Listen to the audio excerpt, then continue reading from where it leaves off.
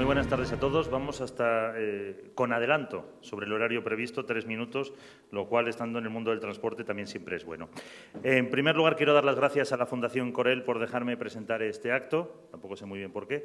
Pero bueno, en cualquier caso, también las gracias a todas las autoridades presentes, por todos los que están aquí con nosotros, del mundo de la empresa, de la universidad, todos los que están relacionados con el mundo del transporte. Y es que estamos de cumpleaños. La Fundación Corel, como todos ustedes saben, celebra 20 años intentando que este sector del transporte, sobre todo el internacional, sea más conocido, sea más reconocido, sea más valorado y tenido en cuenta por toda la sociedad ante el papel fundamental que desarrolla y que muchas veces, algunos, pues reconozco, no nos damos cuenta. Supongo que pues, muchos de los presentes han visto la evolución del sector en estos 20 años, un gran cambio, pero con unas bases que se han mantenido pues, bastante sólidas e inalterables en el tiempo. Entramos, y lo dice también la Fundación, a partir de este año 21, en una nueva etapa. La tecnología que muchas empresas han adaptado ya y han adoptado desde un primer momento es un cambio en tema de logística, de capacidades de carga y también, por supuesto, de seguridad y de medio ambiente. Además, tenemos eso que llaman ahora el Big Data, que esos datos permiten optimizar muchos de los procesos en los que está implicado el transporte. Como decía antes, mejorar la seguridad, fomentar el respeto por el medio ambiente, conseguir que sea sostenible y ampliar la formación de los actores que participan en este transporte son algunos de los objetivos de la Fundación Corel. Esa revolución, que algunos llaman ya 4.0, implica un periodo de adaptación. La movilidad es la palabra que ahora seguro que están oyendo en muchos foros y se ha convertido en una palabra totalmente clave. Hace 2 o 3 años, en el Salón de Detroit, el presidente de una de las grandes compañías de coches dijo que ya no fabricaban coches, que ellos eran proveedores de movilidad. Pues bien, este es un reto en el que el sector del transporte se enfrenta y que se está adaptando y se adaptará sin duda. Otro, la economía colaborativa, la irrupción de nuevos actores que pueda haber para el transporte. A lo mejor no es inminente, pero sí relativamente cercana y para eso también hay que estar preparados. En ese sentido, y no sé si el ejemplo puede ser más o menos acertado, pero yo creo que frente al sector del taxi, que ahora pues, tiene pues muchas movilizaciones, el transporte y sobre todo el internacional sí se ha sabido adaptar a estas nuevas tecnologías para afrontar este reto. Pero la Fundación también se prepara para reivindicar su preocupación por el medio ambiente. Injustamente, muy injustamente, se ha demonizado al transporte como uno de los grandes males, de los grandes causantes de la contaminación. Paralelamente, también le ha pasado en general al diésel, sin tener en cuenta pues, muchos de los esfuerzos que han hecho los fabricantes para reducir las emisiones. Y no hace falta decir en este foro qué poco contamina un motor actual comparado con uno de hace 15, 10 o 7 años. Por eso se enmarca en la necesidad de todos, de que empezando por los que estamos aquí y que tenemos cierta implicación en este sector, demostremos su importancia y su valor. Aunque lo más importante es celebrar este 20º aniversario de la Fundación, nuevo periodo enfocado a la sostenibilidad. Vamos a mejorar nuestro entorno, la salud de las personas. Ahora lo escucharemos, será otro centro importante y habrá actuaciones encaminadas a que nuestra vida sea un poquito mejor, siempre con el transporte como eje. Vamos ya con las intervenciones de los ponentes. En primer lugar, contamos con la presencia del presidente del patronato de la Fundación Corel, Miguel Ángel Ochoa de Chincheturu, que va a explicarnos esta nueva misión, pero va a conjugarla con su experiencia en el sector del transporte desde finales de los años 70, con la creación de esta fundación incluida. La primera intervención, como digo, es de un paisano, así que, Miguel Ángel, adelante. Muchas gracias, Miguel.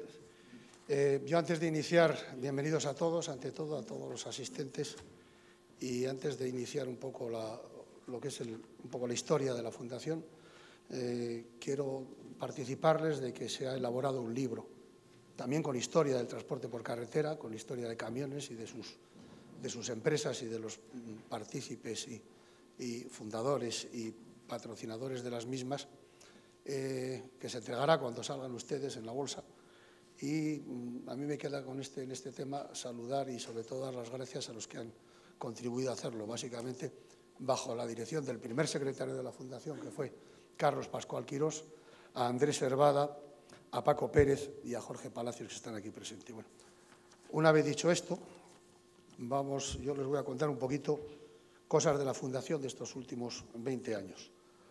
Pues en el principio fue este señor del micrófono, tan majo, que es Francisco Corel Ayora, empresario valenciano y un hombre que no vivió y no vio el nacimiento de la Fundación, pero que sí dedicó una parte importante de su vida al movimiento asociativo. Fue presidente de la IRU, fue presidente de ASTIC y dedicó, como he dicho, una parte importante de su vida a la defensa de los intereses del sector del transporte internacional por carretera. Y en agradecimiento y en memoria del mismo, la Fundación Corel lleva su nombre.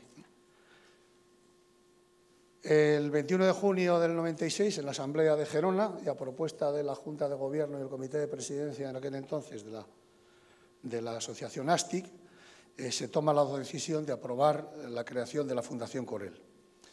Esto es en junio del 96 y no la creamos hasta octubre del 97. La verdad es que no nos dimos mucha prisa, pero bueno, el 20 aniversario realmente podía haber sido el año pasado, pero realmente en su constitución definitiva corresponde al mes de octubre. ¿Y para qué la constituimos?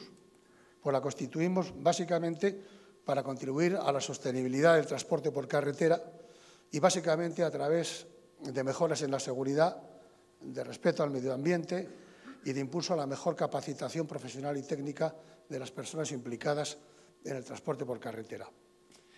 Hemos procedido a una modificación de estatutos recientemente, en mayo de este año, añadiendo a los fines estatutarios la promoción y desarrollo de la movilidad y el transporte internacional y la promoción de los modelos de movilidad con mejora de seguridad, medio ambiente y calidad de vida de los ciudadanos.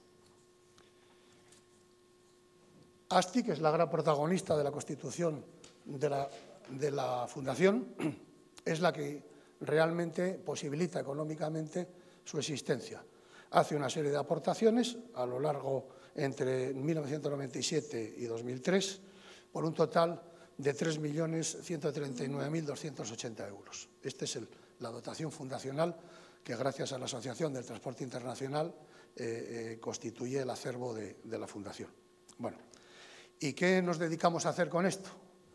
Pues con esto, durante estos 20 años, hemos hecho o contribuido a hacer, pero básicamente ha sido directamente nosotros, la Fundación, 182 jornadas monográficas donde han pasado unas 13.000 personas, 46 publicaciones con más de 25.000 libros distribuidos, 24 estudios de investigación y 8 convocatorias del Premio José María Uc, el cual el octavo se va a entregar durante este acto. Además, hemos firmado convenios de colaboración con la Universidad Politécnica de Madrid, con la Cátedra Melio Ochoa y el Transit. Con la Universidad Carlos III tenemos constituido el barómetro adelantado de la actividad nacional e internacional del transporte de mercancías por carretera. Colaboramos en su día en materias de derecho con la Universidad Jaume I de Castellón, con el CEDIT, y también con la Fundación de Ingenieros de Caminos, Canales y Puertos a través del premio instituido a Rafael Izquierdo. También con Desarrollo de Asistencia, que es una ONG de asistencia y voluntariado. Durante este periodo y para realizar estas actividades, bueno, pues hemos utilizado algo más de 6 millones de euros de recursos, repartidos en una gran parte, un 59% aproximadamente, en la edición, elaboración y desarrollo de jornadas y seminarios, un 26% en publicaciones, un 13% en estudios de investigación y hay un 2% que constituye los costes del Premio José María Uc. Para, digamos, poder utilizar los recursos, hemos generado también a través, básicamente, de la gestión del patrimonio fundacional, 5.930.430.000 euros, básicamente con origen en el 55% en la gestión del patrimonio, un 32% es aportaciones de empresas y particulares benefactores y un 13% en subvenciones. Esto en aras de la transparencia, esto lo tienen colgado en la página web de la Fundación, donde está absolutamente toda esta información. Y ya, yo para terminar, me queda el capítulo de agradecimientos. Bueno, la Fundación no hubiese existido sin ASTIC. En ASTIC, desde su creación, hemos pasado 3 presidentes. Yo aquí me limito a exponer la foto de 2 de ellos, de Pere Padrosa y de Marcos Basante, aquí hoy presentes, a los cuales hay que agradecer toda la colaboración y ayuda que han prestado durante estos años, durante estos 20 años a la Fundación. También a los patronatos. Los patronatos son los que realmente han trabajado las ideas y han asumido la responsabilidad de llevar a buen puerto los fines fundacionales. En la foto de arriba está el primer patronato, donde alguno ya no está con nosotros, como José María Uc o como Manuel de la Concepción, patronos fundadores, y el patrimonio y el patronato, digamos, que está en la actualidad, incluye a los patronos salientes en la renovación, digamos, que toca hacer a las alturas que estamos de la vida de la Fundación, y que algunos nos acompañan y otros no: Fernando Juan Verdú, Pere Padrosa Pierre y Carlos Donat Silvestre. También a las universidades con las que hemos colaborado, y como han sido varias, querríamos centrar en una persona representativa de todas ellas, como es Rafael Izquierdo. Rafael Izquierdo, una persona entrañable, y realmente en el nacimiento de los primeros estudios fue un verdadero alma mater y promotor de actividades de investigación que hoy ya se han quedado un poquito obsoletas, ¿no? Pero bueno, hace 20 años o hace 15 años eran realmente innovadoras. Por otro lado, a la multitud de expertos y profesionales que han intervenido en las jornadas, serían decenas, igual, inclusive más de 100 personas que han intervenido en el desarrollo de las mismas, lo vamos a resumir en 3. En Alfonso Sánchez, que fue subdirector general de Inspección del Ministerio de Fomento; en Jorge Palacios, periodista y matemático y autor de algunas de las obras que ha editado la Fundación; y el actual catedrático de Transportes de la Universidad Politécnica de Madrid de Caminos, José Manuel Vasallo. Seguimos con los agradecimientos y no podemos por menos que mencionar como institución oficial al Ministerio de Fomento del Gobierno de España. Su primer director, que fue Fernando José Cascales Moreno, hoy nos acompaña, y que fue en su mandato con el que se constituyó la Fundación y realmente empujó y ayudó.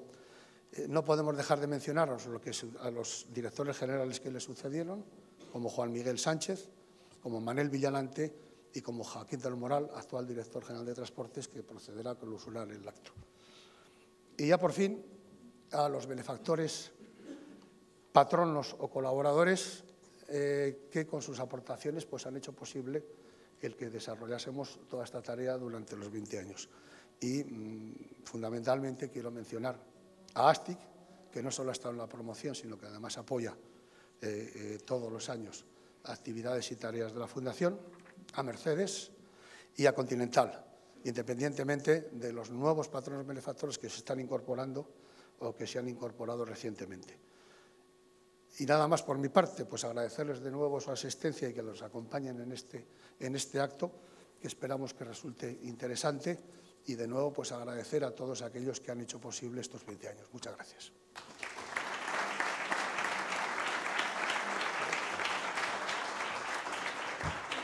Gracias, Miguel Ángel. Ahora, la verdad que es un honor presentar a nuestra siguiente invitada, la siguiente ponente, que está embarcada en una tarea que es intentar mejorar la salud de las personas a nivel mundial. María Neira estudió medicina en la Universidad de Oviedo, luego realizó estudios de especialización como endocrino en Francia, ha ejercido para Médicos Sin Fronteras en Centroamérica, después se trasladaría con la ONU a Mozambique, a Ruanda. Ingresa en la Organización Mundial de la Salud como directora del Departamento de Prevención y Erradicación de Enfermedades Infecciosas. Tras esto, en 2002, fue nombrada presidenta de la Agencia Española de Seguridad Alimentaria y después ya regresa a Ginebra para continuar con su trabajo en la OMS, en la Organización Mundial de la Salud, ya como directora del Departamento de Salud Pública y Medio Ambiente. Entre otros muchos galardones, méritos o condecoraciones, uno de los últimos es el Premio Woman que recibió de manos de la reina Leticia. Les dejo con María Neira. Thank you. Gracias. Thank you. Muchas gracias, gracias por la invitación y felicidades antes de nada, ¿no? Felicidades por esos 20 años que no son nada, como dice el tango. Y tal vez empezar diciendo que eso de empezar con antelación, con 3 minutos de antelación, tenemos suerte de que no estamos en Japón, porque he sabido que en Japón la compañía se excusó por haber salido 20 segundos antes. Creo que fue en Japón, ¿no? Un tren rápido que se excusó con los utilizadores porque habían salido 20 segundos antes de lo previsto. Así que, bueno, tal vez podemos pedir compensaciones o algo por haber empezado 3 minutos antes de lo previsto también en esta sala. Estoy encantada de estar aquí. Para mí el transporte, obviamente, aparte de lo que representa para mi carrera profesional ahora, pero tengo que decirles que, como se mencionó aquí, estudié medicina en Oviedo y yo crecí en La Felguera. No sé si alguien conoce bien Asturias. Son como 20 kilómetros de distancia, pero en aquel entonces, esos 20 kilómetros de distancia, las carreteras eran, hasta que hicieron la autopista, era bastante feo y lo hacíamos con el alsa. No sé si algún representante del ALSA, bravo por el ALSA, estás en mi niñez y creo que después de todo ese tiempo de utilización de aquellos estudiantes de medicina que íbamos a Oviedo y que compartíamos ese ALSA, cuando después, mi primer viaje a China, empecé a ver ALSAs allí también, bueno, pues la verdad es que fue una satisfacción muy grande. No quiero dar publicidad a ALSA ni nada, sé que aquí están todos representados, así que enhorabuena a todos y muchas felicidades, pero quien estaba un poco ligado a mi infancia sería sobre todo ALSA. ¿Por qué estoy aquí? No sé, me imagino que la invitación tiene que ver con cómo ligamos la salud pública al transporte o a esa movilidad sostenible, ¿no? de la que hablaban antes. Y efectivamente los vínculos son enormes. Y son vínculos muy positivos también. Está claro que el mensaje que queremos dar no es solo el de culpabilizar al sector de transporte y ver cuántas enfermedades les atribuimos, sino cómo podemos entre todos empezar a influenciar y a transformar esa sociedad que a partir de ahora tiene cada vez que ir avanzando y cómo esos argumentos de salud pueden ser tan importantes para el tema que se está tratando aquí hoy. En este momento que estamos hablando, en Nueva Delhi, el nivel de contaminación atmosférica es de 800 microgramos por metro cúbico. 800 microgramos. Casi incompatible con la vida, ¿no? La gente ya no respira, mastica el aire. Y estamos hablando de una cuestión que no es que uno puede escoger, porque puedes escoger si fumas o no fumas, puede haber evidentemente fumadores pasivos, pero tú decides si fumas o no fumas. Pero en el caso del aire de Nueva Delhi, tú no puedes escoger, tienes que respirar eso que hay y no te queda más elección. Cuando sales a la calle es una angustia que solo la gente que ha tenido asma alguna vez o que ha sabido lo que es faltarle la respiración, que entiende lo que significa todo eso. Me voy dentro de 2 o 3 días de nuevo a hablar con las autoridades de India para ver qué medidas hay que poner en marcha para atacar este problema de alguna manera seria. Pero lo triste de todo esto es que el ministro del Ambiente en India, insiste en que bueno, la contaminación del aire es molesta, pero no tiene nada que ver con la salud, o sea, no tiene nada que ver. Bueno, sí que tiene que ver, son 6,5 millones de muertes prematuras cada año que ocurren debido a esta exposición a la contaminación del aire. Contaminación del aire que viene de muchas fuentes. Viene de muchas fuentes. En el caso de Nueva Delhi, por ejemplo, en este momento, una de las fuentes importantes de contaminación y en la cual podríamos tener un impacto muy rápido en reducir esa contaminación es una incineración abusiva y al mismo tiempo de los residuos de la producción agrícola, ¿no? Termina la producción agrícola, incineran todo eso, que es la manera más rápida de deshacerse de eso, genera un humo y una contribución a todas estas partículas en suspensión y todo eso termina en nuestros pulmones. No solo en nuestros pulmones, ahora sabemos que esas partículas en suspensión, esos famosos PM2.5, que son los más peligrosos, que no solo entran en nuestros pulmones, sino que han cogido esa mala costumbre de pasar también a nuestra circulación sanguínea, con lo cual tenemos un problema, porque ahora ya sabemos que el ictus cerebral, por ejemplo, El 34% de los ictus cerebrales son causados por una exposición a partículas en suspensión en el aire, o sea, contaminación. Y lo mismo con el infarto de miocardio y lo mismo con el cáncer de pulmón. Por lo cual tenemos un problema, no podemos escaparnos del hecho de que ese problema está ahí, esa situación está ahí. Los ciudadanos cada vez son más conscientes, cada vez ponen más presión política en sus ciudadanos, en sus políticos, en sus dirigentes, y cada vez les exigen que tomen más medidas. ¿Qué parte digamos, de responsabilidad o de contribución a esa contaminación del aire tiene el sector del transporte? Tiene cuando se utilizan evidentemente combustibles fósiles, tiene que ver cuando esos vehículos de los que hablaba, el diésel, que efectivamente sabemos que la combustión del diésel es cancerígena, pero sabemos también los que trabajamos en esto de la salud pública que los vehículos de diésel de hoy, con todas esas exigencias de la Unión Europea, no tienen ya nada que ver con los de antes, pero desgraciadamente esos vehículos diésel buenos, digamos, no están en todos los sitios. Están en África, por ejemplo, no están, en Asia no están. Aquí en Europa, porque tenemos una legislación un poco más exigente, y también les puedo contar así muy en secreto, porque no se lo van a decir a nadie, ustedes estoy segura, que en una reunión que tuve en un parlamento europeo, no sé cómo se llama, un hearing, una audiencia, donde hablábamos precisamente del diésel, estaban los productores de las mayores compañías de automóviles, dos de ellas, los cuales me negaron claramente que estos de la salud pública, que estábamos un poco locos, éramos muy activistas y muy excesivos, que ellos eran gente fantástica. Y 3 días después de esa audiencia en el Parlamento, una de esas compañías que no vamos a nombrar, estaba en todos los periódicos, en la primera plana de los periódicos, no precisamente porque habían hecho una cosa fantástica, sino porque habían escondido en fin, trampeado en algunas cuestiones. Pero vamos a pasar a la parte positiva. Vamos a pasar a qué necesitamos desde el punto de vista del transporte para contribuir a la salud pública. Tenemos un problema grande en salud pública, que son las enfermedades crónicas, las que llamamos las enfermedades no transmisibles, ¿no? Todos habrán visto cómo ha aumentado la obesidad en nuestro país, en todos los países del entorno, cómo las enfermedades que se llaman asociadas al síndrome metabólico, ¿no? Que tienen que ver con ese sedentarismo, con esa obesidad, como son la diabetes, la hipertensión, pues están creciendo muchísimo ese tipo de enfermedades. ¿Y qué pasa? Que no podemos tener una vida activa, tenemos una vida muy sedentaria en las ciudades, y por eso ahí es donde viene la contribución positiva del sector transporte.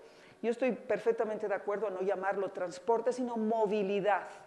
Estamos viendo que las ciudades son lugares donde en apenas 20 años, a partir de ahora, el 70% de la población mundial vivirá en esos centros urbanos. ¿Cómo vamos a procurarle movilidad a esa población?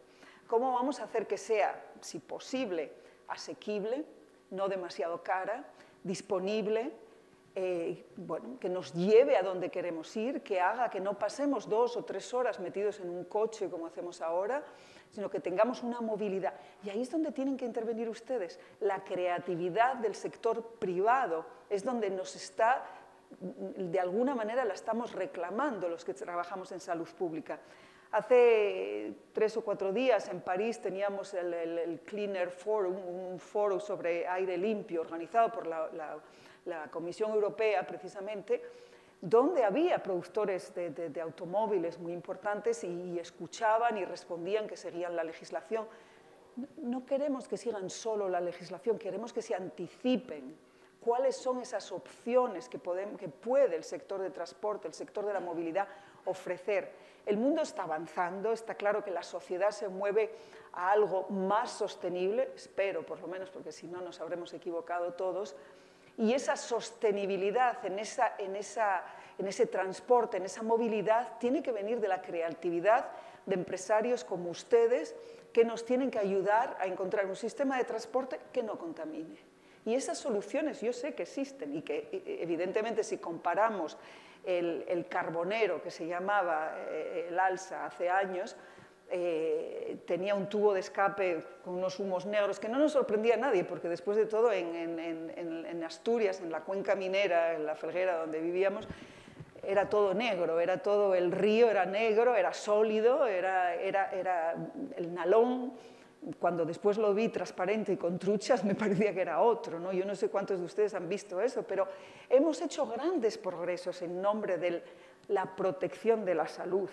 Porque aquí no estamos hablando de la protección del planeta, de la protección de los osos polares, de la protección del medio ambiente, que algunos ven como una cuestión de activistas de Greenpeace o activistas ahí iluminados que hablan del medio ambiente como si fuera una cuestión de izquierdas, y los que no somos de izquierdas decimos que el cambio climático no existe. Y todo esto, en realidad, lo que se trata es de un desarrollo humano, social, que no contamine y no estropee nuestra salud, que la proteja. No solo que la proteja, sino que la promueva. Y si no tenemos un tipo de transporte, de movilidad que contribuya a que no tengamos una vida sedentaria, que podamos vivir en una ciudad como Madrid y que en lugar de venir en taxi aquí, podamos caminar si nos apetece, o podamos ir en bici, o podamos después a la vuelta, porque ya es de noche, tomar un sistema de transporte creativo, un sistema como, bueno, pues ahora con el app en Roma, yo tengo mi sistema, busco y tengo un cochecito pequeño delante de la puerta, tengo mi código, entro y lo dejo en el otro lado de Roma y yo no contamino, me siento mejor, es un coche muy pequeño, no tengo casi que aparcarlo. En fin, toda esta creatividad hace unos años no existía. Y todo eso, les puedo asegurar que así como hemos contabilizado los millones de muertos que tienen que ver por exposición a la contaminación del aire, podemos hacer lo contrario. Y ahí es donde viene la parte buena. Cada vez que ustedes ponen en marcha una iniciativa que promueva una movilidad sostenible, una movilidad nueva, que no contamine, que facilite el acceso, que todos los ciudadanos tengan esa oportunidad, cada momento que ustedes hacen eso, nosotros podemos calcular los beneficios que eso genera para la salud. Cada vez que sacamos de la circulación automóviles viejos que contaminan mucho o buses o camiones que están en malas condiciones y ponemos en marcha un sistema de transporte público común o un sistema de camiones que no tenga ese tipo de combustible contaminante, podemos cuantificar los beneficios para la salud y podemos incluso llegar al límite de decir, bueno, las admisiones hospitalarias por asma, por ejemplo, o por enfisema, o por enfermedad pulmonar obstructiva crónica, han bajado dramáticamente. Esto que vamos a hacer ahora en Nueva Delhi, vamos a poner en marcha varias medidas y el resultado es inmediato, la contaminación baja inmediatamente. Obviamente, las causas a medio y a largo plazo hay que trabajarlas con mucha calma y sé que las soluciones no son fáciles. Sabemos todos que si queremos el coche eléctrico hay que tener después la distribución, hay que tener la demanda para que sea obviamente rentable, pero sabemos también que el sector privado ha sido siempre el innovador, el que se ha anticipado al deseo de los consumidores. Hemos visto soluciones innovativas en cualquier lugar de la Tierra. Yo he viajado un poquito y he visto soluciones con innovación que han generado también un beneficio económico. Nadie quiere ir contra el beneficio económico. Queremos que se genere un impacto en la sociedad, pero que sea positivo, que nos ayuden a disminuir todas esas muertes por contaminación del aire, diciendo esta es la contribución del sector del transporte que hace a la protección de la salud pública. Queremos que también nos ayuden a esa transición energética, esa transición a algo más sostenible, que no cabe duda, hay que hacerla. La cuestión será cuánto larga la queremos hacer esa transición. ¿La queremos prolongar 50 años? ¿La queremos prolongar 10? ¿Cuánto los ciudadanos empezarán a hacer presión? Yo sé que aquí en Madrid están tomando ya medidas por la contaminación. Obviamente nadie va a comparar la contaminación de Madrid con la contaminación de Shanghái o la contaminación de Nueva Delhi, pero es una contaminación y las medidas se pueden encontrar de una manera estratégica, de una manera, en fin, considerando todos los factores, pero siempre el sector transporte será una contribución o en negativo o, como yo creo que a partir de ahora será, en positivo.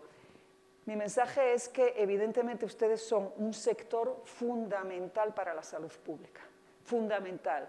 Fundamental porque para nosotros la salud pública depende muchísimo de cómo las ciudades, los núcleos urbanos se van a organizar, van a crecer y van a proteger a esos 70% de los ciudadanos que van a vivir en ellas. Esas condiciones de vida de esos ciudadanos van a tener un impacto fundamental en su salud. Por lo tanto, los necesitamos ahí, en soluciones urbanas. Los necesitamos también en soluciones que permitan que la gente viaje, que permitan que la gente tenga interacción entre ellos. No queremos que los ricos viajen y los pobres no viajen. Queremos una democratización también del transporte y que efectivamente contribuya. Y los necesitamos también en ese avance, en esa tecnología nueva, en esa transición hacia algo que nos proteja, no genere este estado de salud tan negativo que tenemos ahora y que de alguna manera entre todos podamos también cuantificar esos beneficios para la salud y que ustedes se los puedan atribuir con toda la lógica. Es decir, gracias a esta intervención que hemos puesto en marcha, hemos reducido en 30% las enfermedades respiratorias crónicas en esta área de Madrid o de Nueva Delhi o de Shanghái. China está tomando un liderazgo tremendo en cuanto a reducir la contaminación del aire y en este liderazgo también están considerando, obviamente una de las inversiones más fuertes que están haciendo es encerrar la producción de energía usando carbón y combustibles sólidos, pero también están atendiendo muchísimo al pilar transporte o movilidad porque saben que eso también representa un factor importantísimo en todo eso. Adelantémonos a China o aprendemos de ello todo lo que tengamos que aprender, pero estoy segura que de aquí también saldrá mucha innovación y mucha contribución a la salud pública. Gracias por su atención.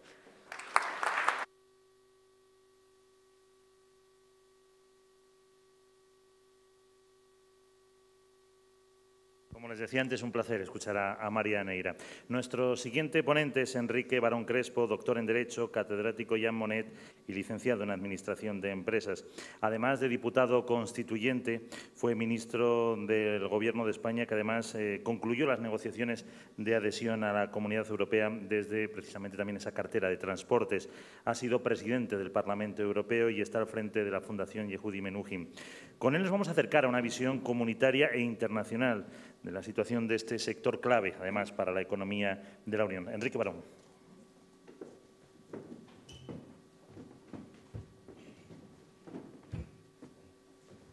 Gracias. Buenas tardes a todas y a todos. Estimados amigos del transporte, ante todo, agradecerles que me hayan vuelto a invitar. Ya saben que cuando se invita la segunda vez es que, bueno, interesa lo que se ha dicho. Y yo, en primer lugar, quiero agradecer a la Fundación Corell esta invitación y recordar que en mi etapa de ministro de Transportes, Turismo y Comunicaciones, eran 3 carteras, un sueldo. Y tenía su lógica. Es decir, el transporte, y lo digo delante de la doctora Neira, el transporte es el sistema arterial, las comunicaciones es el sistema nervioso y el turismo es el resultado mejor de todo esto porque el turismo está muy integrado sobre todo con el transporte aéreo. Entonces, bueno, ahora han vuelto al siglo XIX, lo llaman fomento, yo creo que es una parte del fomento, pero siempre es interesante tener en cuenta algo que es el que el transporte representa el factor de servicio esencial de la movilidad. Y bueno, yo tuve la oportunidad y tengo el recuerdo de haber tratado al fundador, a Paco Corell, que fue una persona muy relevante en el mundo del transporte, desde la ya pasada Federación Nacional de Transporte de Mercancías, luego ASTIC, luego, en fin, en su historia con la IRU, que yo creo que tiene una dimensión internacional muy importante. Bueno, y desde que yo salí del Gobierno el año 1985, yo he seguido con el transporte porque soy un usuario, acabo de llegar del homenaje a un gran amigo que algunos recordarán, a Ramón Boixadós Malé, el presidente de la Fundación Dalí y el hombre que, bueno, con él salvamos la Renfe en España, con el contrato programa.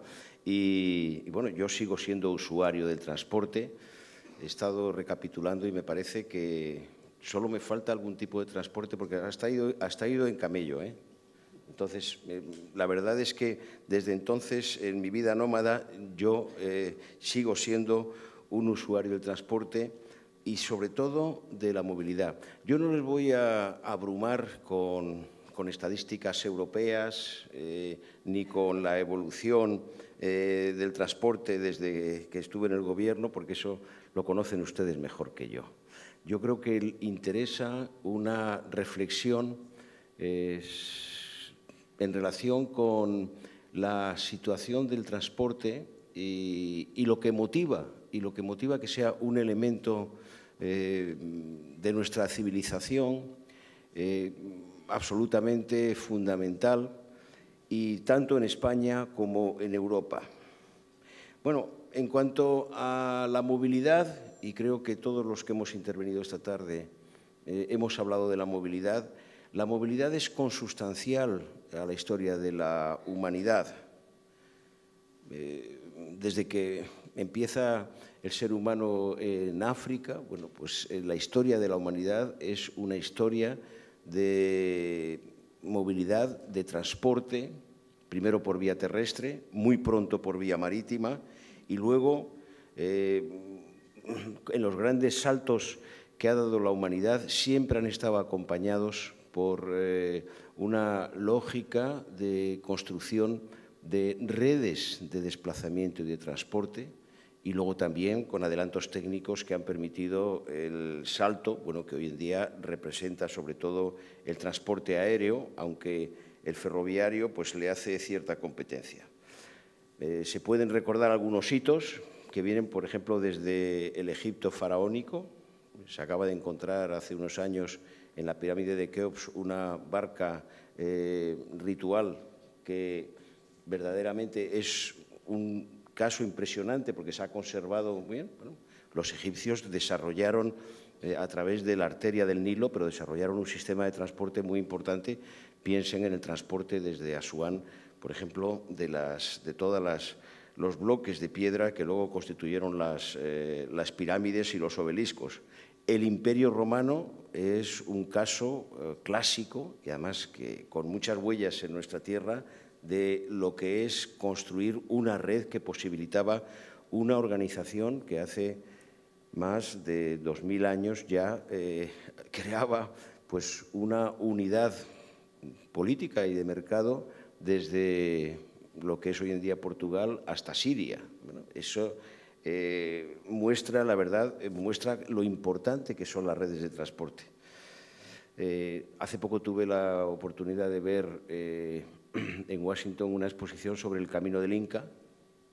El imperio incaico es un imperio estructurado a partir de la construcción de una red de transportes que cubría desde el actual Chile hasta Ecuador y con un sistema eficacísimo de no solamente de transporte, sino también de correo.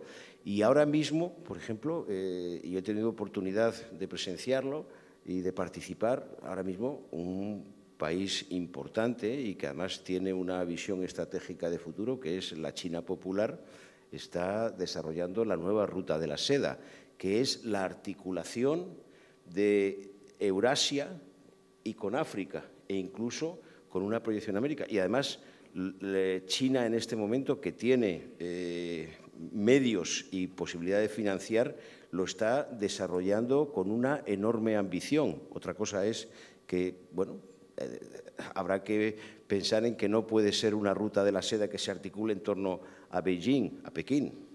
Y digo, y he vivido también en Pekín y en Nueva Delhi lo que es la contaminación.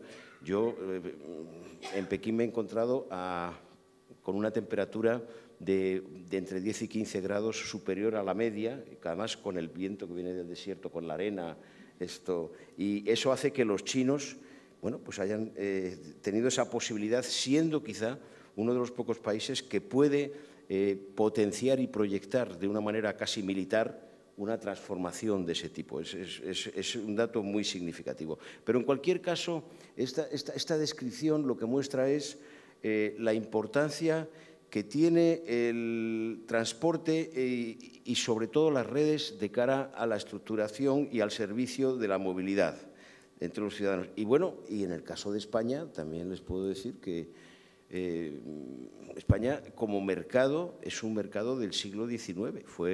Tuvimos fronteras internas hasta el comienzo hasta el final de la Guerra de Sucesión. Había fronteras internas con aduanas. Bueno, y luego es el ferrocarril el que estructura el mercado español e incluso, y en esto fue Indalecio Prieto el que en los años 30 fue el que empezó a hacer un giro que consistió en frenar el desarrollo ferroviario y empezar el de transporte por carretera. Y yo lo digo porque además me tocó, pues en su momento, el plantear el futuro del ferrocarril a partir de servicios importantes. Uno de ellos por ejemplo, son las cercanías, otros son los grandes ejes, y otro el famoso corredor mediterráneo, pero hubo que cerrar 2.000 kilómetros de línea, que eran casi arqueología del siglo XIX. Eso también hace que todo lo que es el transporte tenga que tener muy en cuenta lo que es la población. Y ahí hay una idea que luego nosotros hemos sido capaces de llevar a Europa y que creo que tiene mucha importancia en relación con el transporte terrestre, que es la relación y el servicio que puede hacer el transporte de cara a algo muy importante que es la cohesión territorial. Es cierto que cada vez la población se concentra en las grandes ciudades, pero no es menos cierto que no podemos pensar en un futuro de la humanidad que consista en desiertos en torno a urbes inhabitables.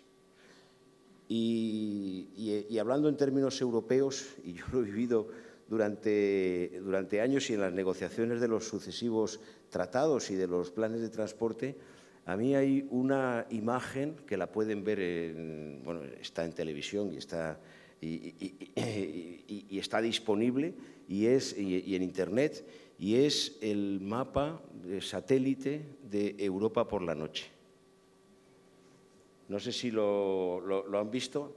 Hay un eje, que es el eje de la Lotaringia, que es la banana europea, que va desde Holanda hasta Italia. Bueno, eso está iluminado. Alemania, el este de Francia, tiene bastante iluminación. Cuando llegamos a la península ibérica, está iluminada la costa, y están Madrid, Zaragoza, Sevilla, Valladolid un poco, pero el resto está negro. ¿Qué quiere decir eso? Quiere decir que hay un servicio muy importante que se presta a la población española, que tiene que tener los mismos derechos, pero eso no se puede hacer a través del ferrocarril, tampoco se puede hacer a través del avión en todas partes. Eso lo hace básicamente el transporte por carretera. Y eso hay que tenerlo muy en cuenta, porque estamos llegando a un problema de desertización de nuestro territorio muy importante, y hay un elemento básico que conseguimos convencer a otros europeos en la negociación del Tratado de Maastricht. Yo era presidente del Parlamento Europeo y había caído el muro de Berlín y les decíamos, oiga, esto de la cohesión territorial es importante. Era difícil explicárselo incluso a los alemanes, porque decían, esto es Finanzausgleich, esto es un tema de equilibrio territorial. No, es un tema en el que lo que no podemos hacer es ir haciendo desaparecer todo tipo de servicios y de posibilidades a la gente que vive en el mundo rural. Y ese yo creo que es un elemento importante y hay que tener muy en cuenta. Y en este sentido, y me permitirán que me refiera también a mi experiencia europea, hay 4 principios que son las 4 libertades fundamentales que definen lo que fue en su momento el llamado mercado común, la Comunidad Europea y ahora la Unión Europea, que son las 4 libertades fundamentales: la libertad de establecimiento y desplazamiento de las personas, la libertad de circulación de bienes, servicios y capitales. Eso es lo que forma verdaderamente el corazón, el núcleo aparte ya de lo que hemos añadido después, es decir, compartir un destino, la ciudadanía europea, la moneda única, pero las 4 libertades fundamentales son esas. Y por eso, por ejemplo, pues los británicos han planteado el Brexit porque decían nos interesa el mercado, pero lo que no queremos es que vengan primero los inmigrantes, ahora es el resto de los europeos. En el caso de Suiza, pues tenemos unas dificultades importantes porque los suizos que practican mucho la democracia directa, pues un partido suizo-alemán, esto lo que planteaba era el control vía referéndum de la circulación del resto de los europeos. Entonces, bueno, pues tuvimos que decir, oigan ustedes, si establecen este tipo de discriminaciones, pues vamos a romper, diríamos, los términos de integración que tenemos. Por eso es muy importante tener en cuenta eso, pero eso tiene que ser compatible precisamente con esta idea que he apuntado antes, con la idea de la cohesión territorial y con otra idea también, y es que la Europa que estamos construyendo no es eso que decía la señora Thatcher, ese Moloch, un monstruo dirigido centralista, de un modo centralista desde Bruselas, ¿no? Somos una unión de Estados y ciudadanos, pero no todo tiene que estar dirigido desde Bruselas, con una especie de poder ciego, sino que hay que aplicar un principio que nosotros desarrollamos, aunque no esté expresamente en la Constitución de 1978, que es la subsidiariedad. Es decir, que las decisiones se tienen que tomar de la manera más cercana posible a los ciudadanos y a las ciudadanas y que lo que se hace en Bruselas o lo que se decide en Bruselas con propuesta de la Comisión no tiene que ser necesariamente una ley que se aplique por igual a todas partes. En el transporte, un país como Bélgica, pues prácticamente tiene un tren que es un metro, tiene una dimensión inferior a Extremadura, un poco más que Badajoz. Nosotros somos un microcontinente. Bueno, pues eso exige que cuando planteamos la eliminación de barreras tengamos en cuenta lo diferentes que somos. Y esto tiene su importancia, me perdonarán, porque tengo lo que los franceses llaman un gato en la garganta, que es este tipo de carraspera con el que luchamos. Bien. Y decía que yo tuve la suerte de llegar al Parlamento Europeo después de que el Tribunal de Justicia hubiera fallado en contra de los ministros de Transporte por inacción, porque no habían hecho política europea de transporte. Si hubiera llegado antes, a lo mejor me habían juzgado, me habían sacado tarjeta roja. Pero lo que sí es muy significativo es que desde mediados de los 80 sí ha habido un desarrollo de política de transporte que ha tenido sentido, por ejemplo, con las grandes redes europeas, que ha tenido sentido también con la articulación de las redes de ferrocarril, que eran esencialmente nacionales, y también con la eliminación de barreras.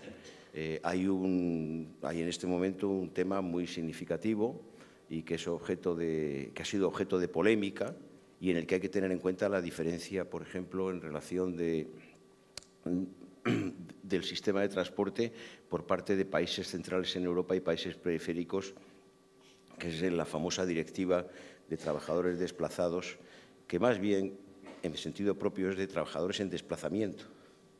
Que, bueno, pues eso también tiene que tener una articulación dentro de un sistema que tiene que tener la mayor coherencia e igualdad posible, pero vamos teniendo en cuenta que no todos estamos de la misma manera en Europa. España es un país periférico, yo creo que es una ventaja en este caso, pero bueno, se puede opinar, pero nuestra circunstancia es diferente a la que pueden tener, por ejemplo, los holandeses o los alemanes o los franceses. Y, por lo tanto, cuando se plantea como única vía la de la liberalización del transporte y no se tienen en cuenta el funcionamiento que existe en los diversos estados en función de sus circunstancias, se corre el peligro de ignorar y de llegar a eso que se denomina, o que se dice a veces, de que el infierno está empedrado de buenas intenciones. Yo he vivido, por ejemplo, en relación con algunas directivas sobre la protección de las aves migratorias, pues hay consecuencias que llevan a que, en algunos casos, la protección de las aves migratorias lo que hace es que se eliminen porque se ponen condiciones que no son las mismas en un país como España a las que pueden ocurrir en países como Holanda o Alemania, en donde desde el punto de vista del medio ambiente lo que tienen que hacer es resucitarlo porque lo eliminaron en el siglo XIX. Y eso también hay que tenerlo muy presente, ¿no? Eso me ha pasado, por ejemplo, con algunas directivas sobre el lobo. Tendríamos que señalar que el Lupus ibericus, pues sí, que nosotros teníamos lobos, entonces, o algunas aves de rapiña, y bueno, eso tiene su importancia. Pues eso se aplica también al transporte. Y en el caso del transporte por carretera, yo creo que hemos conseguido en España un sistema que es un sistema que, en primer lugar, no le cuesta nada a la Administración, cosa importante. Cuando uno ha estado en el Gobierno, está uno sistemáticamente a favor de las decisiones que no tienen consecuencias presupuestarias, porque eso es lo más grave siempre. Pero además, un sistema que produce y que genera satisfacción en la ciudadanía y que es eficaz. Yo, en estas últimas 2 semanas, pues he viajado también en autobús por España y la verdad es que el sistema funciona bastante bien y además dentro de un marco regulado, pero en el que existe la competencia.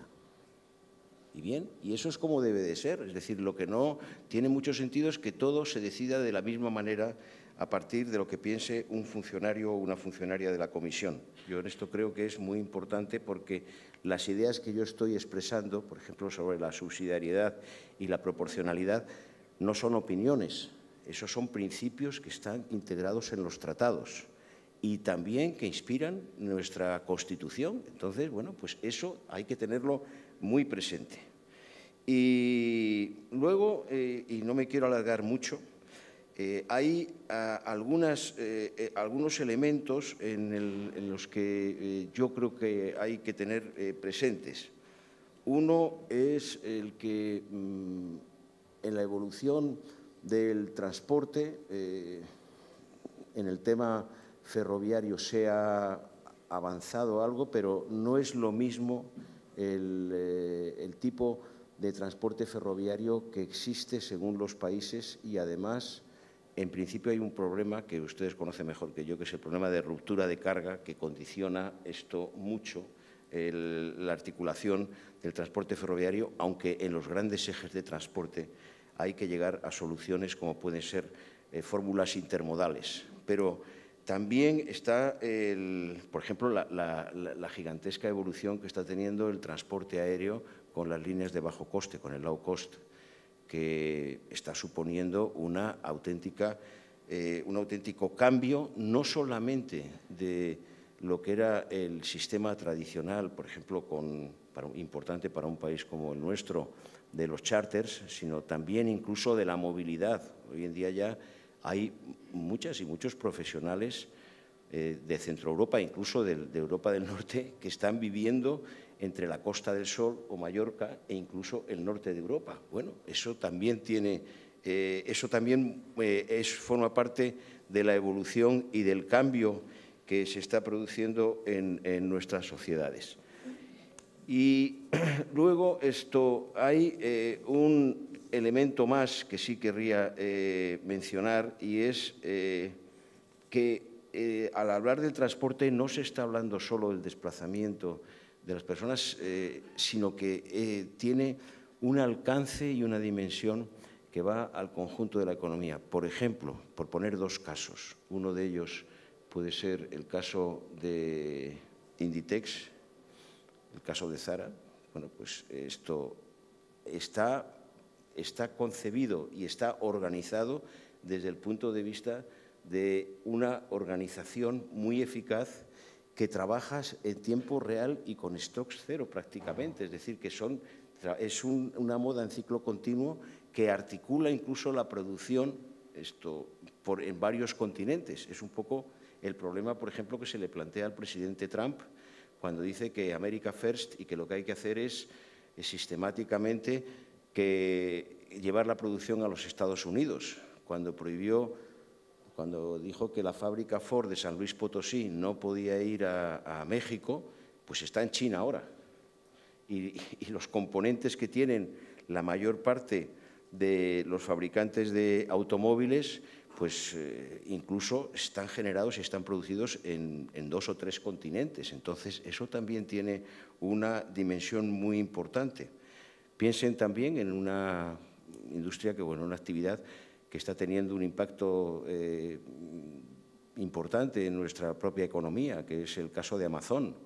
Bueno, pues Amazon, esto que dicen que van a contratar muchísima gente en Navidad y tal, pero está suponiendo un cambio en el comercio, pero también en las organizaciones de transporte, porque plantea todo un sistema de transporte y de conducir los productos de la manera más rápida posible. Bien, estas son las reflexiones que creo que marcan los desafíos que tiene una actividad tan esencial para la humanidad como es el transporte, es decir, como es la movilidad. Estamos en un mundo, yo diría que no solamente los puentes y los fines de semana, la movilidad es un elemento y un componente permanente de nuestra sociedad. Incluso, pues, cuando decimos que una actividad tan importante como el turismo supone aproximadamente el 10 o el 12% de nuestro PIB, pues, si contamos todo lo que supone la movilidad del turismo con otras movilidades, podemos decir que la movilidad representa por lo menos un cuarto de nuestro producto. Bien, eso depende de cómo lo defienda cada uno, pero lo que sí es cierto es que la movilidad es una de esas actividades humanas que resiste a las crisis, puede bajar en un periodo de crisis y de dificultad, pero en cuanto las cosas van mejor, pues la gente, y está en su derecho, lo que quiere es no solamente vivir mejor, quiere también desplazarse. Y hay un elemento añadido que yo en esto creo que la doctora Neira lo ha señalado muy bien, y es que ya no es como antes, ya no estamos en la etapa que podía pasar hace 30 o 40 años, que el ideal era tener el coche privado. Yo tengo que decir que desde hace 20 años no tengo coche. O sea que vivo en el centro de la ciudad, bueno, soy usuario de transporte público. Cuando me hace falta un coche, pues lo alquilo. Y me parece que ese es un comportamiento que cada vez va a ser más general. Y en todo caso, lo que sí es cierto es que la actividad del transporte es una de esas actividades que va a permanecer, va a seguir y va a tener una enorme importancia. Y para nuestro país, que es una de las potencias europeas en este terreno, es una actividad absolutamente decisiva.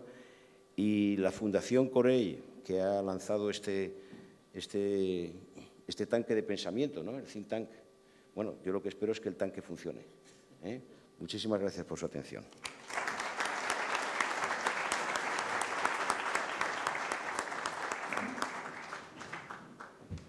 Gracias, Enrique. Gracias a María por la asistencia médica que le ha ofrecido. Vamos ya con uno de los jefes de esto, Marcos Basante, todos los conocen, presidente de ASTIC, de la Asociación de Transporte Internacional por Carretera, patrono de la Fundación, vicepresidente de la Asociación de Empresas de Transporte de la Región Centro, miembro ejecutivo en su día de la Asociación de Jóvenes Empresarios, esto ya no es.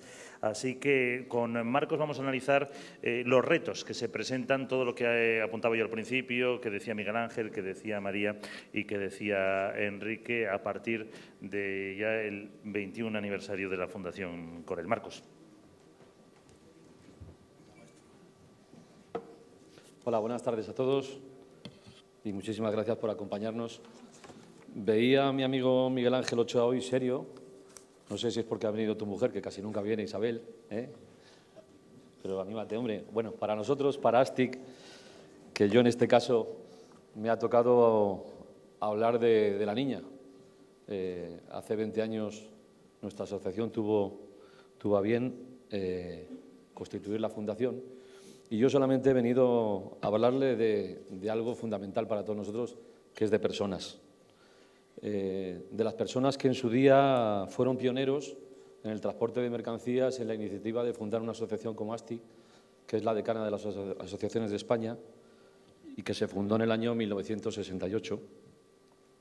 De las personas que fueron pioneros en lanzarse al mundo, muchas veces, en vez de ser una aventura empresarial, era una aventura personal, porque salían con mercancías de España. Por aquí hay algún pionero en la exportación de cítricos de España que cuando salía cargado con algún camión no sabía si iba a volver el camión, las naranjas o él. Entonces, a lo que hemos venido es hablar de personas. Nuestra asociación siempre se ha caracterizado por tocar los temas bajo un punto de vista de seriedad. No quiero decir que las demás no lo hagan, sino que nosotros siempre le hemos dado un componente de seriedad y de profesionalidad. En el año 1997 se decide preservar el patrimonio de ASTIC. Antes Miguel Ángel les ha hecho una breve introducción en el cual ASTIC cede un patrimonio de 3.183.000 euros y después de ese tiempo pues podemos decir que el patrimonio ha sido guardado, protegido, consolidado y bien usado. Entonces, los objetivos que se le dieron a la Fundación en su día fueron tan sencillos como trabajar en aras de mejorar y aumentar la seguridad, la formación, la transparencia y además que la asociación contara con una base tanto científica como documental para poder defender las problemáticas que con el paso del tiempo nos iban surgiendo en el sector. Pero sobre todo la Fundación nace para que el sector del transporte, y hoy hemos tenido intervenciones en las cuales lo ratifican, pueda ser tomado con una consideración de estratégico dentro de lo que es la sociedad y la economía. La Organización de Naciones Unidas, el día 19 de diciembre del 2014, hizo una resolución hablando del transporte de mercancías y viajeros por carretera, que me gustaría resumirles en unos principios básicos que hizo como una especie de mandato para que fuera obligatorio en el cumplimiento por parte de todos los países para que el transporte fuera considerado como un elemento vertebrador de la sociedad y de la economía. Estos principios básicos se resumían en el transporte de mercancías y viajeros es un motor fundamental de la economía, el desarrollo del sector del transporte garantiza el bienestar de la sociedad y la cooperación entre países, solicita la inversión continua en infraestructuras que doten de mejores comunicaciones y que puedan facilitar el transporte, solicita que se armonicen, se agilicen y se mejoren los pasos transfronterizos para que esa interconexión entre personas, bienes y servicios pueda ser fiable. También indica que se mejore la seguridad en las carreteras y que se promueva, que parte del discurso de María iba por ahí, la eficiencia del transporte con respecto al medio ambiente. Pero, sobre todo, el mandato de las Naciones Unidas lo que pide es concienciar a todo el mundo de que el sector del transporte vertebra, evoluciona, desarrolla y moderniza la sociedad y la economía. Después de la presentación realizada por Miguel Ángel, breve y escueta, pues nosotros desde ASTI, como padres de la criatura, pues lo que podemos decir es que nos sentimos orgullosos del trabajo de estos 20 años. Miguel Ángel decía, pues 13.000 personas que han pasado por las distintas jornadas, 48 publicaciones, un legado económico bien cuidado y bien consolidado, por lo cual desde ASTIC y después de 20 años podemos decir que el mandato que a su día se le dio a la Fundación pues ha sido cumplido, el trabajo ha estado bien hecho. Pero no nos queremos quedar ahí y lo que en definitiva vengo a decirles es que, y muy brevemente, a mí a lo que me han dicho es que venga a hablar del futuro. El futuro que nos toca, con las dos intervenciones anteriores, seguimos hablando, va de personas. El futuro que nos toca es que vamos a vivir unos años venideros apasionantes, llenos de cambios y llenos de oportunidades, llenos de dificultades, iguales o mayores que las que nuestros pioneros encontraron en su día cuando empezaron a cruzar la frontera y a no saber lo que había por delante. En España hoy en el transporte y la logística se mueven muchísimos millones de mercancías, pero fundamentalmente trabajan 900.000 personas. En Europa trabajan más de 20 millones de personas en el ámbito de la logística y el transporte. Por lo cual, nosotros, como ustedes pueden comprender, nos vemos afectados por todo, por legislaciones sociales, fiscales y medioambientales. Pero tenemos retos que vienen derivados de, fundamentalmente, cambios en la demanda del comercio y de la movilidad de las personas, que hacen que el trabajo a desarrollar en la Fundación Corel en los próximos años sea ingente y que nos afectarán directamente en aspectos fundamentales como la sostenibilidad de nuestra actividad. Antes María decía que el transporte necesitaba saber cuál era el futuro de su sostenibilidad. Desde hace 20 años que tiene la Fundación, no hay ningún otro sector de productividad que haya reducido las emisiones de CO2 tanto como el nuestro. Hoy un camión consume un 97% menos que el día que se fundó la Fundación. Entonces, bueno, pues vean ustedes también el esfuerzo que hacemos.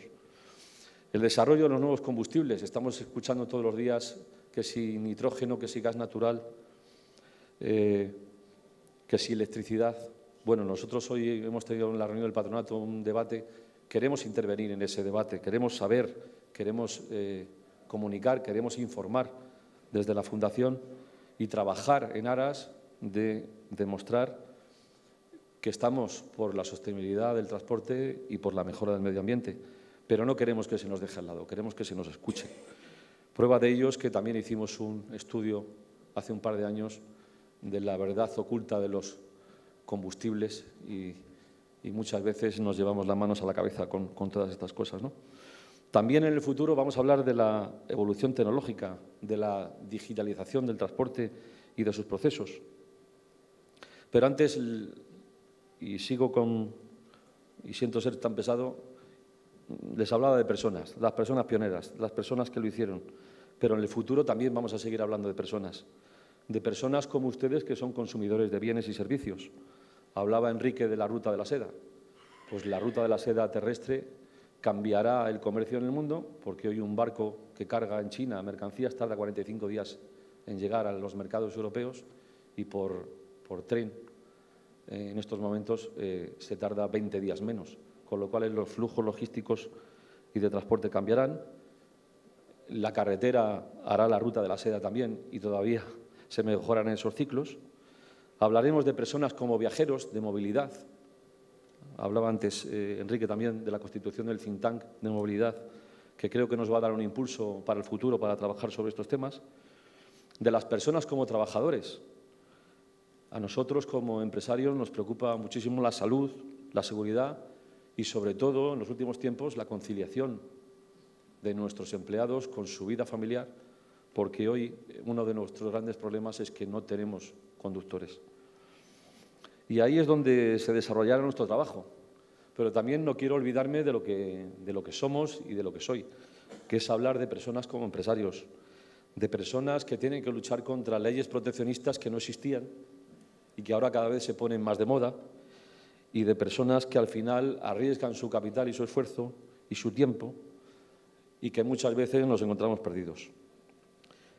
Y aquí es donde, y ya voy terminando, pues acaba nuestro ciclo. El trabajo futuro lo afrontamos con muchísima ilusión y con mucho orgullo de estos 20 años y del trabajo que la Fundación ha hecho para ayudar a ASTIC, para ayudar a la sociedad y para que todos podamos tener algo más de información de la que tenemos. Al final de todo esto me gustaría terminar agradeciendo tanto a María como a Enrique que nos acompañen hoy y hacer un recordatorio especial. Antes Miguel Ángel ponía la foto de Pera y mía y yo quiero hacer un recordatorio especial a los presidentes de ASTIC que no están con nosotros, que son Mariano Mateu y Francisco Corel. También hacerle un reconocimiento a él, que lleva 20 años aquí luchando, a Pera Padrosa, que nos ha acompañado muchos años, y decirles también que yo, antes de ser presidente de ASTIC, fui y soy patrono de la Fundación y de ello me enorgullezco. Por último, decirles que mis compañeros del patronato durante estos 20 años han trabajado sin ánimo de lucro. Y a veces trabajar sin ánimo de lucro, antes decía Enrique que tenía una cartera y 3 ministerios, nosotros tenemos solamente un ministerio y no tenemos cartera, que es defender el transporte y trabajar en la Fundación. Y ya para terminar, decirles ahora, haremos una breve presentación del nuevo vídeo que hemos realizado. El tiempo pasa. Estos 20 años, yo creo que Miguel Ángel está triste porque esta mañana ha visto alguna foto donde tenía un poquito más de pelo que tiene ahora. El tiempo pasa y del tiempo, precisamente, me gustaría terminar diciéndoles una frase de Albert Einstein que decía: el presente es el resultado de todo el pasado y la causa necesaria de todo el futuro. Muchísimas gracias.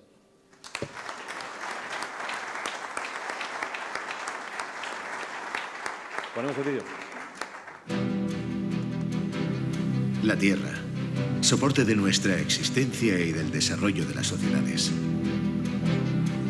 Nuestro planeta es fuente de riqueza, de energía y de recursos, de intercambio de culturas y convivencia para los seres vivos.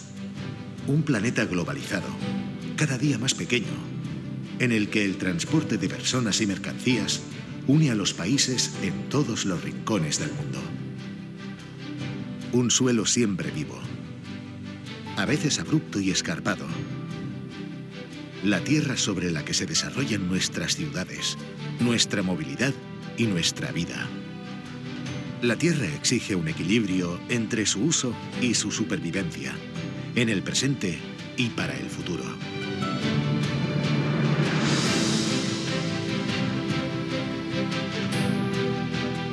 Somos una organización independiente, sin ánimo de lucro, cuyo objetivo es promover la movilidad eficiente de las personas y de las mercancías, siempre bajo criterios de seguridad, innovación tecnológica y protección del medio ambiente. Para ello, desde la Fundación Corel, fomentamos e incentivamos la investigación y el talento, en favor de una mejora de la actividad económica, a través de un transporte eficaz y moderno, que beneficie a la sociedad en su conjunto. Este proceso implica avanzar hacia la optimización de las inversiones y las infraestructuras, para lograr una movilidad accesible y saludable, que aporte crecimiento y calidad de vida, de forma sostenible en los ámbitos económico, social y medioambiental. Desde 1997, la Fundación Corel ha trabajado en favor de la movilidad y el transporte sostenible. Hemos impulsado el sector a través de convenios con universidades y empresas, trabajos de investigación, jornadas divulgativas y el premio José María Uc, siempre bajo el prisma de la sostenibilidad, la calidad y la seguridad. Después de 2 décadas, hemos completado un ciclo, la satisfacción del trabajo bien hecho. En 2017, la Fundación Corel ha cumplido su 20 aniversario, un punto de inflexión hacia un enfoque más amplio de su actividad. Desde ASTIC y la Fundación Corel pensamos que el futuro de nuestro sector será apasionante. Queremos ser actores en la creación y difusión de nuevos modelos de transporte y movilidad. Por ello, el futuro trabajo que acometeremos irá destinado al desarrollo de nuevas políticas en ámbitos como el medioambiental, el laboral, el fiscal, en competencia y seguridad, para que todas ellas puedan ser asumidas por la sociedad, los ciudadanos, las empresas y las administraciones. Fundación Corel, movilidad, medio ambiente y seguridad para todos.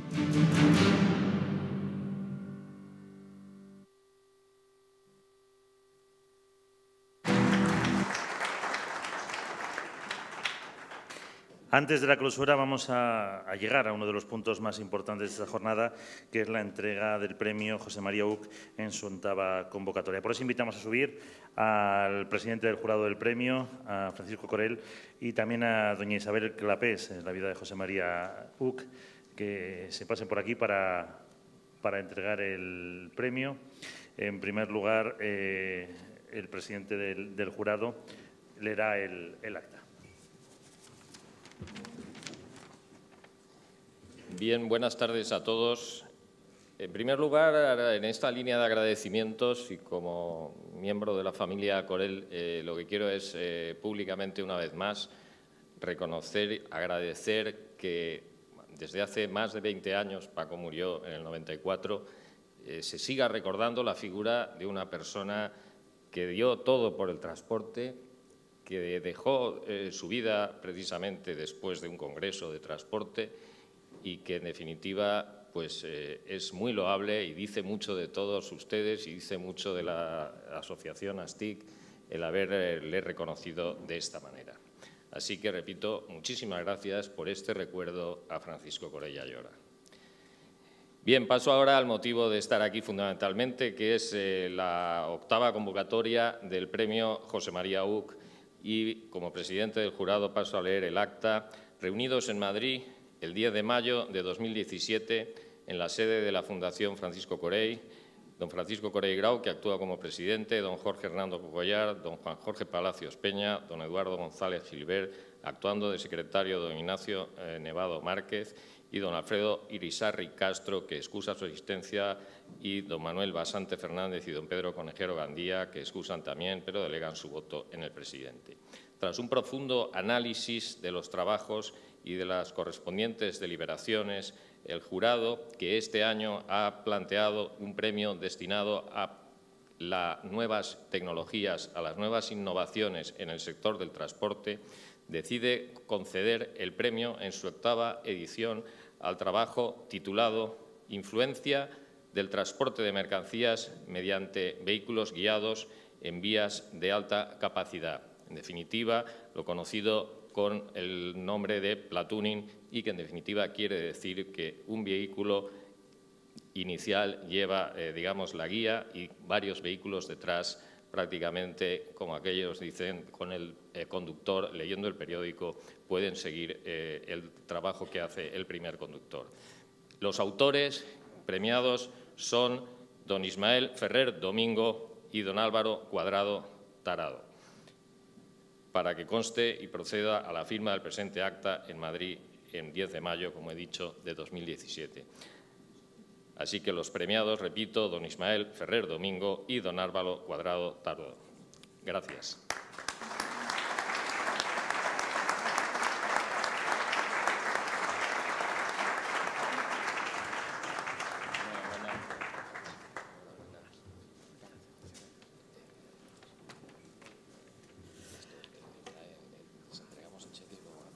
Vale.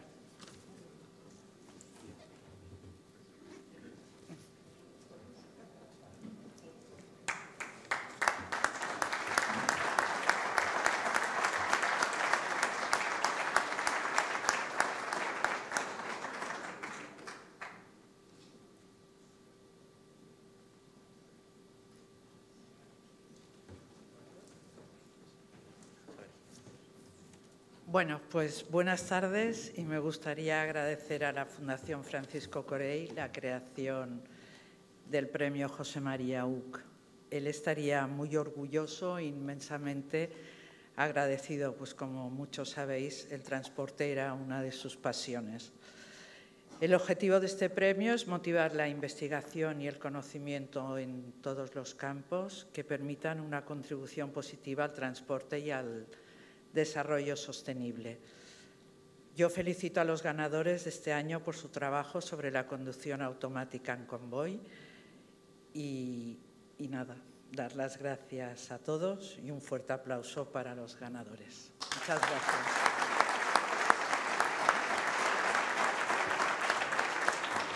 Gracias, Isabel. Gracias, Francisco. Cierra el acto el director general de Transportes, Joaquín del Moral Salcedo. Es ingeniero naval, pertenece al Cuerpo de Ingenieros Navales del Estado, ha desempeñado distintas responsabilidades en el Ministerio de Fomento, en el ámbito de la Dirección General de la Marina Mercante y de la Dirección General de Transporte Terrestre, llevando también la representación de la Subdirección General de Inspección entre Organismos Internacionales. Desde junio de 2009 fue jefe de gabinete de la Secretaría General de Transportes del Ministerio de Fomento y además miembro del Consejo de Administración de la Sociedad de Salvamento y Seguridad Marítima. Don Joaquín del Moral, si quiere pasar. Gracias. Querido presidente de la Fundación Corell, querido presidente de ASTIC, compañeros de mesa, señores ministros, queridos representantes de otras asociaciones del sector del transporte aquí presentes, compañeros del Ministerio de Fomento, queridos amigos, muy buenas tardes a todos. En primer lugar, muchísimas gracias por haber tenido el detalle de invitar al Ministerio de Fomento a participar aquí en este acto tan célebre de esta conmemoración del 20 aniversario de esta fundación. Es para mí, en concreto, un verdadero placer estar aquí compartiendo este tiempo con todos ustedes. Quisiera aprovechar la ocasión para poner en valor el importante papel que hace la Fundación Francisco Corell de cara al sector del transporte por carretera, que, como todos ustedes, bueno, pues es un sector relevante en la economía de este país, que además es el verdadero motor de la economía. Es un agente imprescindible en lo que es la divulgación de la formación y en la generación de estudios necesarios para que el sector del transporte por carretera sea más eficiente y competitivo.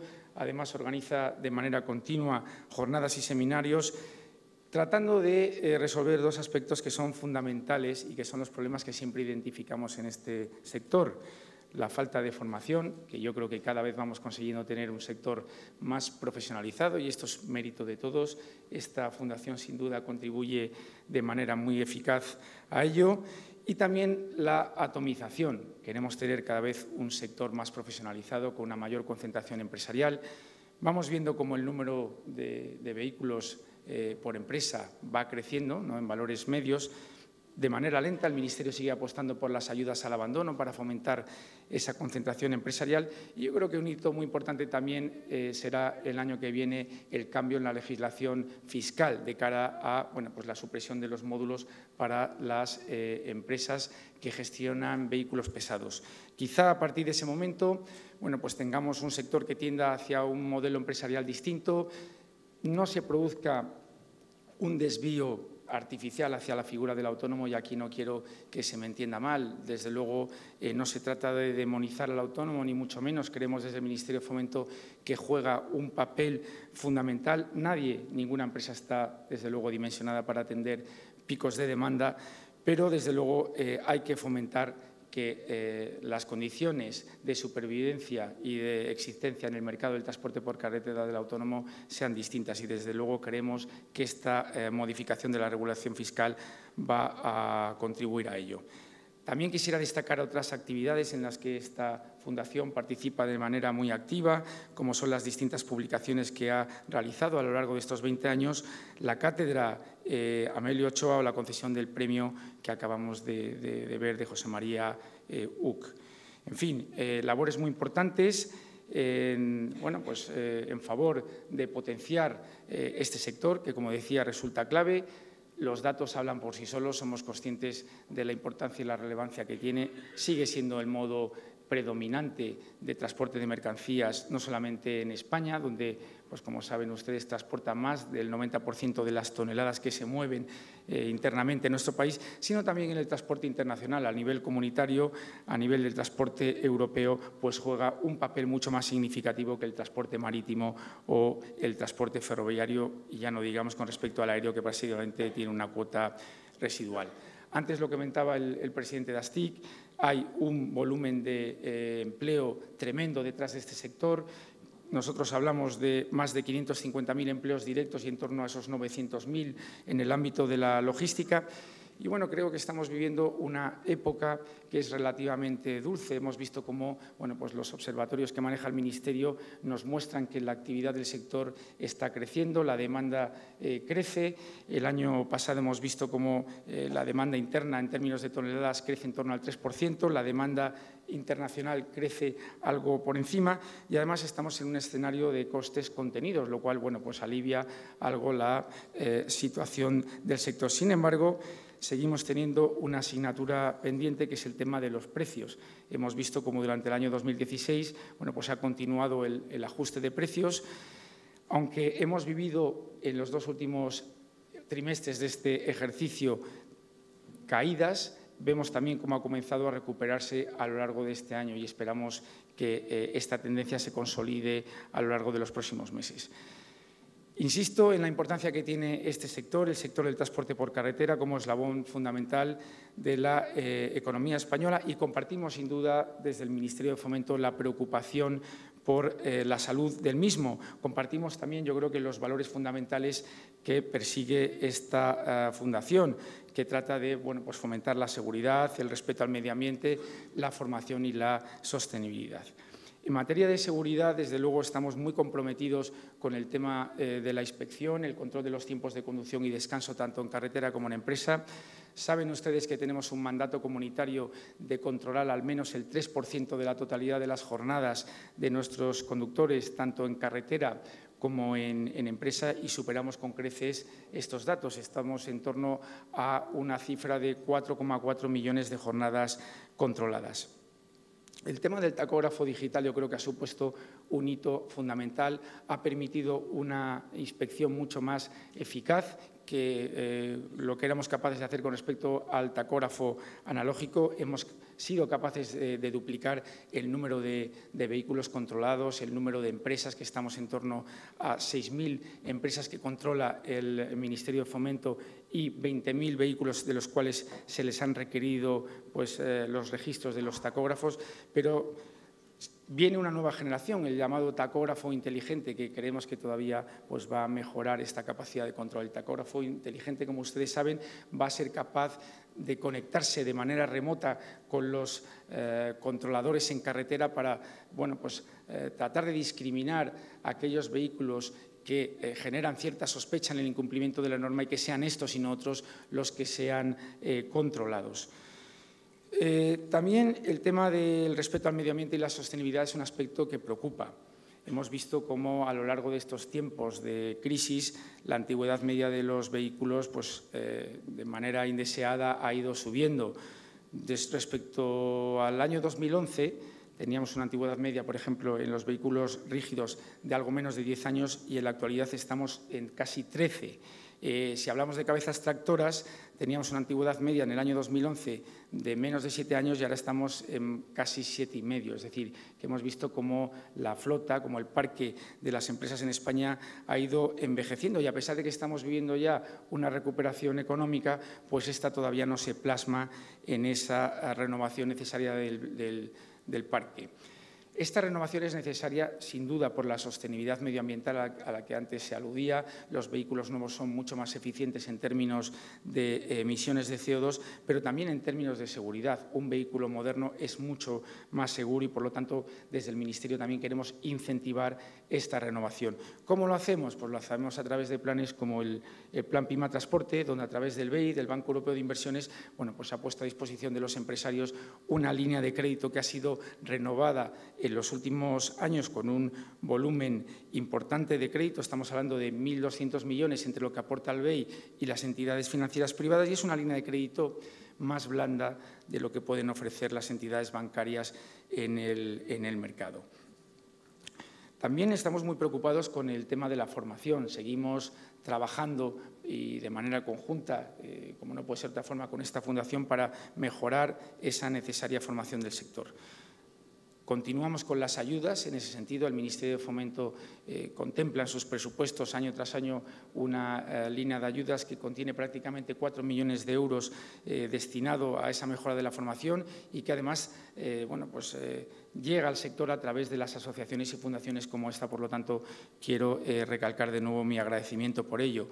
En este ejercicio prevemos realizar más de 980 cursos, lo cual da lugar, o esta cifra habla por sí sola en cuanto a la importancia del número de personas que se benefician de estas ayudas. Y, por último, otro aspecto que nos preocupa a todos es la sostenibilidad económica del sector. Desde luego, ustedes son empresarios y velan por tener una rentabilidad económica en su negocio. Desde la Administración lo que intentamos es poner en marcha las medidas que sean adecuadas para fomentar esa salud de la economía del sector, esa competitividad y esa eficiencia. Y estamos ahora inmersos, como saben, en una renovación completa de todo lo que es el paquete normativo, desde la regulación que se está tramitando en estos momentos en Europa a través del paquete de movilidad como del propio reglamento. Yo lo que quiero decirles aquí es que tratamos de resolver los problemas existentes del sector. Somos muy conscientes de las debilidades que tiene la propuesta normativa que nos han introducido desde Europa, somos muy conscientes de esas barreras artificiales que se están tratando de establecer en otros Estados miembros para dificultar la actividad de aquellas empresas de otros Estados que son más competitivos respecto a los suyos, y estos son los temas en los que vamos a incidir y tratar de resolver. Me estoy refiriendo al tema de la directiva posting, del trabajador desplazado, y yo creo que aquí, bueno, pues de momento hemos ganado una batalla, vamos a ver si somos capaces de ganar la guerra. Hemos conseguido que la directiva de trabajadores desplazados con carácter general esté excluido del sector de transporte y, por lo tanto, se derive a una regulación específica que será incluido en el paquete de movilidad. Y no es que estemos en contra de que se regule un salario mínimo, unas condiciones sociales de obligado cumplimiento para los conductores de las distintas empresas de los Estados miembros. Lo que decimos es que esta debe ser proporcionada y que esta debe ser acorde a la actividad de un sector que, como su propio nombre indica, está continuamente en movimiento a lo largo de todos los Estados miembros. No parece razonable aplicar la directiva de trabajadores desplazados a una persona que tiene una actividad que se desplaza de manera permanente 1 o 2 años a otro Estado miembro, que a una empresa de transporte cuyo conductor va a estar en ese Estado 1 o 2 días. Por lo tanto, pedimos proporcionalidad. Queremos resolver también el tema de las empresas buzón. Desde luego estamos absolutamente a favor de la lucha contra el fraude, contra aquellas empresas que se benefician de posibles vacíos legales para hacer una competencia desleal a otras empresas que sí que cumplen la norma. Y creemos que aquí será fundamental hacer una regulación mucho más específica del requisito de establecimiento. Queremos que ese requisito, de alguna forma, venga a verificar que donde una empresa esté establecida tenga su actividad real. Por lo tanto, tiene que haber una proporción entre el número de vehículos que tiene registrado en ese país y el volumen de facturación, entre el número de vehículos que tiene registrado en ese país y los recursos, tanto humanos como físicos, que tenga destinados allí. De esta forma creemos que será mucho más fácil o se podrá combatir de una manera más eficaz la lacra de estas denominadas empresas buzón. Queremos ir más allá. Pretendemos obligar a que tanto el trabajador, el conductor que se ha desplazado como el vehículo, pasados unas semanas determinadas, tenga que volver al Estado miembro en el que está establecido, precisamente para evitar estos efectos del dumping social. Otro aspecto que también preocupa mucho al sector, hoy aquí representado especialmente en el ámbito del transporte internacional, es el tema de la vuelta a casa. Seguimos peleando por establecer una mayor flexibilidad a la hora de tomar esos descansos semanales, de forma que el conductor pueda, en favor de las condiciones sociales, lógicamente, pasarlo en su casa con sus familias. Y además, no solo es un tema de condiciones sociales, sino es un tema de propia productividad de la empresa. Un vehículo parado 45 horas en una carretera, desde luego, no está produciendo, y eso no es un tema que favorezca la eficiencia. En fin, un conjunto de medidas que estamos siguiendo de manera muy cercana, que estamos peleando a nivel comunitario y que vamos a tratar de conseguir que favorezcan de la mejor forma posible a nuestras empresas. Hay un tema que también preocupa, que es el tema de permitir a los Estados miembros el que puedan establecer requisitos adicionales a nivel nacional, porque si esto no fuera posible va a resultar muy difícil justificar que en la norma comunitaria se mantenga el requisito de la flota mínima o de los 3 vehículos. En el ámbito de los viajeros hemos visto también en los últimos días cómo se ha producido o cómo la Comisión Europea ha presentado una nueva modificación del Reglamento 1073, y aquí vamos a pelear de manera contundente para que pues esta modificación, cuyos objetivos generales podemos de alguna forma avalar o podemos estar de acuerdo con los mismos en cuanto a una mayor liberalización del sector, una mayor competitividad. Sin embargo, lo que no podemos estar de ninguna forma de acuerdo es con que esta regulación no sea compatible con el modelo concesional establecido en España, modelo que, como saben ustedes, es eficaz y eficiente, que es capaz de ofertar un sistema de transportes a todos los usuarios de calidad, a un precio muy competitivo, que garantiza la cohesión social y la vertebración territorial y, en el caso del Ministerio de Fomento, además, a coste cero, es decir, no consume recursos de nuestros presupuestos. Por lo tanto, este es un tema que nos preocupa mucho y que vamos a defender con la mayor contundencia posible en Bruselas.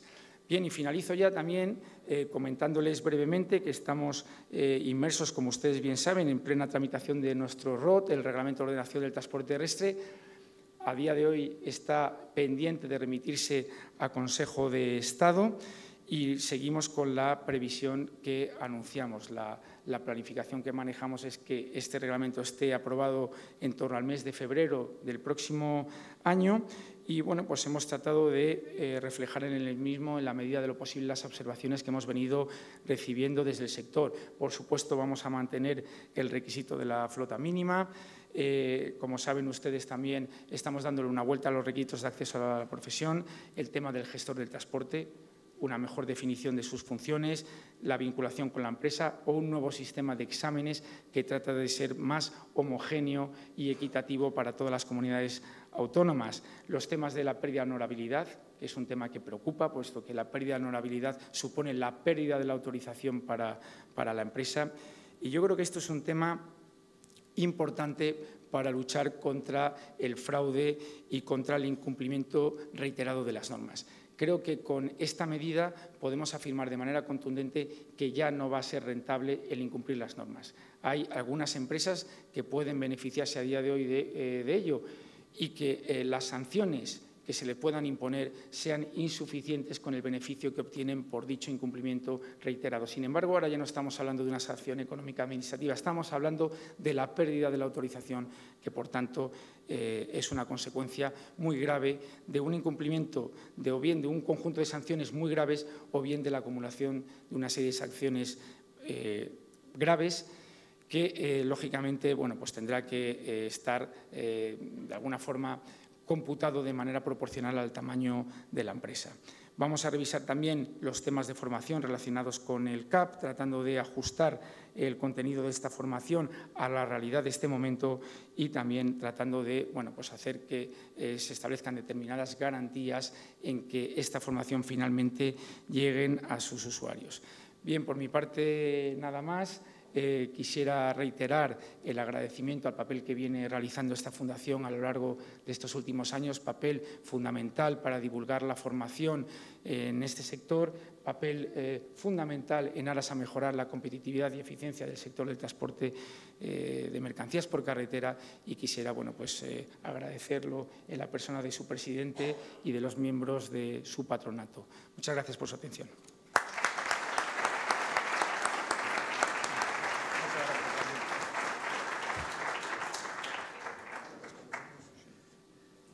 Pues con estas palabras se ha terminado el acto, con todos los retos que ha enumerado pues tanto María como Enrique y ahora el director general de Transportes, retos apasionantes. El año que viene, 21 aniversario de la Fundación Corel. Gracias a todos por estar aquí y ahora podemos pasar a tomar algo. Gracias.